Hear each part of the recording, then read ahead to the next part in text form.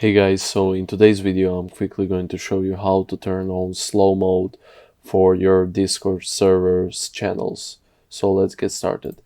What you want to do is choose a channel on your Discord server that you want your slow mode to be turned on. One note, you actually need to be the owner or administrator of your Discord server. So let's see how we can do this.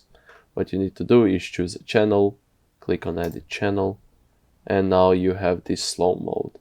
So let's say I want it for, well, 10 seconds, save changes, and let's see if this works.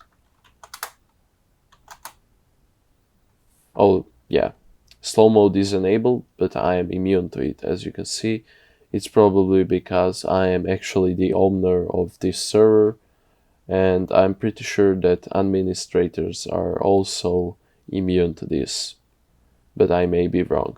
But everyone who is not an administrator or is not an owner of a server will not be immune to this, and he will need to wait 10 seconds between his messages.